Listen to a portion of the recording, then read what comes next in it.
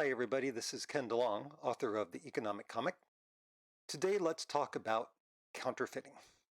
All right, creating fake money. So, the way we're going to start this is, as usual, to think of a comic version of it, comic strip version of it. Let's think of a small village of about, say, 1,000 people, 2,000 people, I don't know. And there's farmers, and there's bakers, and there are tailors, and there are cobblers, and people who build homes, etc. And everybody does what their profession is, and they trade the output with each other by buying and selling, right? So, for example, if you're a baker, you bake some loaves of bread, you sell it to the other people in the village. They give you money, and with that money, you can go and buy stuff that they make. Maybe you buy apples from the apple farmer, or you buy fish from the fishmonger, or you get some shoes from the cobbler. And under this system, if you want more stuff, you have to produce more stuff, right? So if you're a baker and you bake 10 loaves of bread a day, you get a certain amount of money. But if you up that, let's go crazy, you up that to 1,000 loaves a day, okay, you get a lot more money. And that means you can go out and buy a lot more things. Now, of course, by baking 1,000 loaves a day, you're contributing a lot more to the village, right? When you were baking 10 loaves a day, not many people could have a daily loaf of bread, right? We said the village is a couple thousand people, right? So if you're only baking 10 a day, you're not servicing very many people. The vast majority of people can't have bread. But if you can up your output to 1,000 loaves a day, now almost everyone can have a loaf of bread every day, right? Or maybe every other day if it's 2,000 people. So by contributing more to the village, you actually then get to enjoy more of the village's output. So you produce more bread, you get to consume more stuff. So not only can you buy a pair of shoes and a bushel of apples, but you can also maybe have your kitchen redone by the contractors or whatever it is. This is a free market trade system. The more you produce, the more you consume. The more you contribute to the local economy, the more you get out of the local economy. It's eminently fair. Now, what happens if somebody decides to counterfeit? So instead of baking more loaves of bread, I figured out a way to make fake coins, right? Maybe I bake clay in my bread oven and then I paint it gold and I start trading it around as if it's a gold coin or something. So what happens then? Well, the counterfeiter, with all this newly created money, can go out and buy stuff, right? That's the whole point. So they go out and they buy apples and fish and bread or whatever it is they're buying. And that at first leaves less for the rest of the village, right? This is why, so they're unfairly acquiring these resources, right? This is why everybody knows immediately, like we all hate counterfeiting. We know we'd all love to have extra money, of course, but we all know that if someone's counterfeiting, like if our neighbor's counterfeiting, man, that's not fair, right? Something's wrong with that. And the reason is we feel this deep down is that the way you're supposed to get money is to earn it. And you earn it by contributing to things, by doing things that other people appreciate and value, right? You do that by producing more for your neighbors, and then they will give you the money for free, not for free, but for your output, right? If you're counterfeiting, you're getting that for free, right? You're not doing anything. You are consuming without producing. So number one, we know it's unfair. But number two, can you see how this leads to the impoverishment of the whole village, right?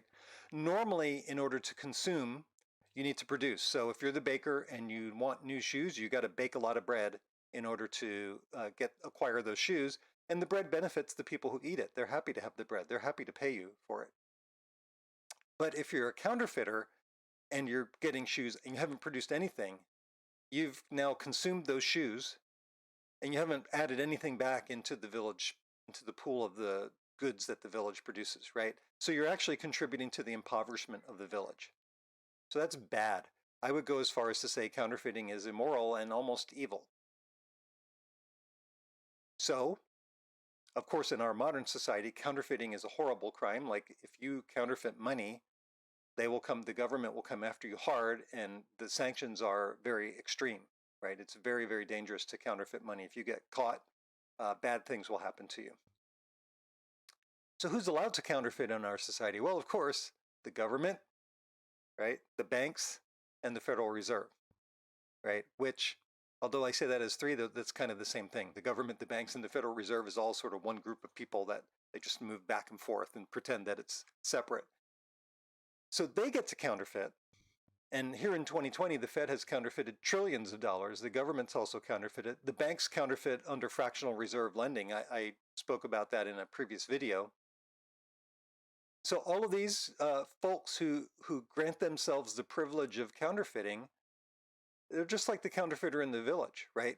They get to acquire goods and services that the rest of us work hard to produce, and they don't do anything for it, right? They just invent the money and they go out and they buy stuff.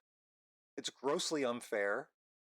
And also, it impoverishes everybody a little bit, right? Every time someone consumes without producing, everybody gets a little bit poorer, right? And enough people are consuming without producing, we're like everything will collapse. So think about that for a while. Why those people? And it's interesting that the people who grant themselves the privilege of counterfeiting are also the ones who will come after you with men with guns if you counterfeit. Hmm, interesting observation. All right, but let's go on. Let's talk more about. We've sort of talked about like if you're an individual counterfeiter and you counterfeit some money and you go out and you buy some shoes. Okay, that's bad. But when it really gets bad is when the Fed, bank, government complex counterfeits trillions of dollars like they've done in here in 2020 when I'm recording this. What are the bad effects of counterfeiting? Or we might say just monetary printing, just printing money. So first and foremost, by far and away, the worst effect is that in general, monetary printing, counterfeiting, over the years, over the centuries, has been used to finance wars. Right? Wars are really expensive, and everybody loves a war until they have to pay for it. So there was someone did some polls, back 10 years, 20 years ago when we were supposed to go to war with Iraq, which we did. And it's like, who's in favor of the war in Iraq? Yeah, 70% are in favor. But if you change the polling question and you say, who wants to go to war in Iraq if it's going to cost your families $1,000 a year for the next 20 years? The support level drops dramatically, right? No one ever mentions the cost as if these things are free. So historically, almost nobody ever wants to pay for a war unless you're being attacked, right? If a country is invading you, people will contribute everything, including their lives, to defend their country or their home territory, their state, their village, county, whatever it is. But people don't like to pay to go overseas and invade people. So governments have, since about the 17th century, they've had to resort to inflation, to the creation of money, the counterfeiting of money, in order to finance wars. And that's still going on today. The United States has spent something like $10 trillion in the last 20 years in the Middle East, right? And now we have the lockdowns due to the coronavirus, and lots of people are going hungry or they don't have enough money for food. Gosh, sure wish we had that 10 trillion back. Wouldn't that come in handy now? Sorry, we spend it killing people in Syria. My bad. So financing war is the most horrible thing. War is the mass murder of civilians, and it's got to be the most evil thing that human beings do to each other. And it's not human beings; it's the government doing it, right? Governments like your local softball association doesn't go to war and go overseas to murder people, right? It's the government. Let's be clear who's doing this. All right, the second thing that counterfeiting money does at large scales, it creates inflation. All right, so prices rise. Uh, and when I say inflation, I mean price inflation. In economic terms, inflation is the increase in the money supply. So counterfeiting is inflation. You're inflating the money supply. But I'm talking about price inflation. And why is that bad? Well, what it means is the people who get the money first, right? When the money's counterfeited, it goes to certain people like the banks, and they get it first, and they can buy all the stuff at the current low prices. But once the money gets out among everybody, prices start to rise, and then everybody else can buy less at their current salary, which hasn't gone up yet, right? So we see prices starting to rise right now. In the US, we're seeing, in fact, all around the world, food prices are going up because of the effects of the lockdowns and because of the effects of all the extra money. And so people's salaries haven't gone up yet due from the extra money, but the food prices are going up first. So that hurts everybody. Everybody can buy less food, right? Another thing that money printing does is it creates the business cycle. So I'll do a full other video on this sometime about how counterfeiting money creates the business cycle. But when fake money enters the economy, let's say you're a baker and your neighbor starts to counterfeit money. And before they could only afford like one loaf of bread a week, but now they're counterfeiting money. So they come every day and they buy 5 loaves a day. So you say, wow, business is really up. I'm going to build a second oven. And then when they stop counterfeiting money, what happens? They go back to one loaf a week, and you've got this giant second oven that nobody wants. You've over invested. You've done what we call malinvestment, and now things are bad for you, right? I'll talk more about that in another video. It's a complicated thing, but money printing by the bank slash government slash Fed is what creates the boom and bust cycle. Another thing that happens with money printing by the central government complex is the what you might call the hyper centralization of government, right? So because they're creating all this money and they get to spend it, they get to acquire all this wealth and power and influence. And where does that come from? It does not just create, that's real stuff. That's not created out of thin air. That comes at the expense of the local and regional governments and people, right? So they start to buy all the steel so they can make bombs to go bomb people. Well, that means there's less steel available for people to build bridges in their county or something like that. Also, they because they have so much more money, they have so much more power. That power is taken from your state government, your local government, your city government. They lose authority to these guys who can just print money, right? You can see in a village, if you could print money and get away with it, you'd become very quickly the most powerful person, right? Any authority that other people had, you could just buy it up basically by handing out money. Another thing that money printing does is encourages people to go into debt, right? By printing all this extra money, it drives down interest rates. That's actually the reason that they claim to do it. They say, oh, we'll drive down interest rates. This is great. It's not great because now people take on excess debt. You know, it's back when mortgages were 7%, you probably wouldn't think of buying $1 million house. But when it's 3%, my payments are less than half that what they used to be. Why not? Why not? Instead of $500,000, let's buy $1 million house, right? We saw that in the housing bubble in the early 2000s. People were tricked into buying larger houses than they could pay for, right? Go into more debt than they could actually afford, and it hurt a lot of people. This is always what's going to happen. I'm encouraging people, giving false signals in the market with extra low interest rates, encouraging more people and firms into debt. That's going to end really badly. Those people are going to get hurt. Not only that, but because interest rates go down, you can't make money anymore in your savings account, right? It used to be like when I was young, not that old, people would save by putting money into their savings account. My parents did. They would just pile money into their savings account and they would be getting, 4 or 5% interest. It was a reasonable place to put your money, very safe. You don't have to know anything to open a savings account. You just know you put the money in there and it grows, right? But now that interest rates are so low, what's your savings account now? 0.1%, 0.2%? It's nothing. You'd have to wait a lifetime to earn a dollar.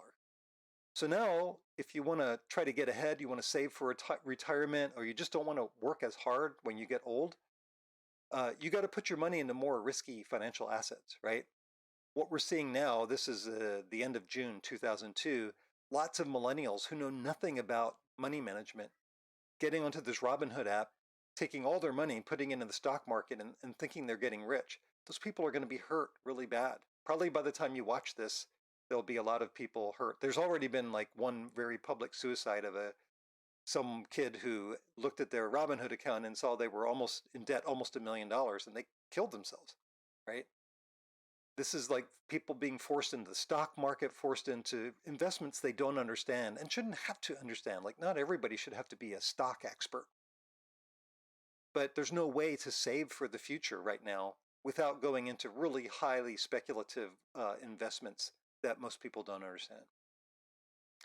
Another thing about money printing that I would say is a negative is it grows the financial sector. I think right now something like 40% of the economy is Wall Street. All the Wall Street banks, the trading firms, the hedge funds, all these financial firms. That's crazy, right? There's certainly work to be done in handling money, right? Like banks are good things in general, people do want to invest. So investment funds and things, that does provide a service to people, but 40% of the economy, that's insane, right? Why is it that big? Because the government and the Fed just keep printing money and handing it to those banks and those firms. This is just what happened in early 2002. Markets took a downturn and the Fed's printed $2-3 trillion and gave it to hedge funds and Wall Street banks. So what are they going to do? They're going to use that to help Main Street? No, of course they're going to use it to grow their businesses and get even bigger, which means the next time they get in trouble, we need to bail them out with even more money, right? It's insane. Another ill effect of uh, money printing, counterfeiting, is that it causes by causing price inflation, it causes your savings to evaporate, right? You put money in the bank, put $1,000 in the bank, and like 5 years later, you've got $1,001, and you pull it out, and it doesn't buy nearly as much as it used to. You used to be able to get some kind of thing for $1,000, and now you get much less than that, right? You used to be able to buy a nice cell phone for $500. Now it costs $1,000 to get the same sort of level of cell phone or whatever it is. So this generally corrupts the culture, and that people start, especially young people, start to say, why would I save? It doesn't make any sense to save. Like, not only do I not accumulate money, I'm actually losing purchasing power the more I save. So what's the point of saving? What's the point of thinking about the future? It corrupts uh, savings and thrift, and you might even say it corrupts the morality of the culture, right? People are like, who cares about the future? Who cares about anything? I'm just going to get mine and spend it right now and instant gratification, right? So it leads to the raising of time preferences, which I talked about in my civilization interview, which again is a force that kind of unwinds civilization, right? The higher people's time preferences are, the more they think about the present, the more they want instant gratification, the worse everything gets, right? So money printing is contributing to the collapse of civilization. And if they keep it up, that's what we're going to get. So, and you can see by that argument, it also leads to consumerism, right? People can't save without going into super risky financial assets. If they put money in their savings account, they actually lose money because rates of price inflation are higher than interest rates. So the real interest rate is negative. What can you do then? You know, if you don't want to become a speculator and you don't just want to see your money evaporate, you just go out and buy stuff, right? Everybody in this country likes to complain about consumerism. Oh, consumerism's terrible. It's all capitalism's fault. Do you not understand that the actual stated policy goals of the government and the Fed is consumerism? They are working as hard as they can to increase the amount of consumerism in our country. They don't want people to save. They don't want people to invest. They don't want people to think about the future. Get out there and spend, spend, spend, spend, spend. Buy whatever you can. Who cares? So people will say, oh, consumerism exists because of capitalism. When you have the most powerful entities in society, the government, the Fed, and the banks, whose explicitly stated policy is to create consumerism. Maybe you should start there, right? Maybe you should blame them as the people who are creating consumerism. And one last thing I'll give you about why counterfeiting, why money printing is bad at the large scale, is it just makes people have to spend more time thinking about money, right? Because money is now this ephemeral thing which is constantly being eroded away by all this money printing, and you can't just put gold coins under your floorboards and have it hold, let that be your savings. You have to think about financialization and you know uh, all the different kinds of taxes and all the different kinds of mutual funds and stock funds. You end up having to think about money a lot more than people did back when money was just a gold coin. You don't need to think much about that. You put it in your pocket and now you have it and it stays there forever. Uh, you can spend it whenever you want. It keeps its value, and you don't have to like worry about managing and what do you do with it and everything. You can spend more time thinking about your trade. If you're the baker, you can spend more time thinking about baking, not about whether you should buy an ETF that tracks some futures of some collateralized debt obligations or something like that that you can't even possibly understand. Now, if you're a total geek like me and you love to read about economics, I can recommend this book to you. It's called The Ethics of Money Production by Guido Hulsmann. And a lot of the ill effects of money production that I just spoke about are mentioned in this book. I kind of created the list after reading this book. He really goes into the history of money production, how money is produced was produced in the past, how it's produced today, and really details through all of these terrible side effects of money creation. Another great book to read if you're interested in what exactly is money, what's the history of money, and again, what are the horrible effects on society of all this money printing, you can read The Bitcoin Standard by Saifuddin Amos. He's a professor in Lebanon, and he wrote a brilliant book. The first half of it is about money, the history of money, and what money printing does to the culture. The second half is about Bitcoin and how Bitcoin might be able to help us with that. But he even extends his analysis into saying, this is why music sucks today. This is why art sucks today. Like he goes through and says, look at the effects that all this money counterfeiting has on civilization. And it all ties back to the raising of time preferences. Why create a masterpiece for the ages if your whole culture is pushing you toward instant gratification, right? So interesting arguments in that book. It's fun to read. It's very, very well written. I highly recommend it. So we talked in this one about how money printing is bad, counterfeiting is bad. It allows you to consume without producing. We went through a whole laundry list of all the horrible effects that large-scale money production has on the economy. And we just reiterated that the only people who are allowed to counterfeit is the government, Fed, and large banks. And if you counterfeit, that same group of people will come after you with guns and they will hurt you badly, right? So don't counterfeit, please. But we shouldn't let them counterfeit either. Okay, so this is Ken DeLong, author of The Economic Comic, just reminding you to not just take for granted what they tell you in the mainstream. Think for yourself, form your own opinions, think with your own brain. And we'll talk to you again on the next video. Hey guys, if you want to understand more about economics, but you're just tired of the jargon and the technobabble of professional economists and media pundits, then check out my book, The Economic Comic, which is available on Amazon. There you can learn some of the concepts of economics through comics. Thanks for listening.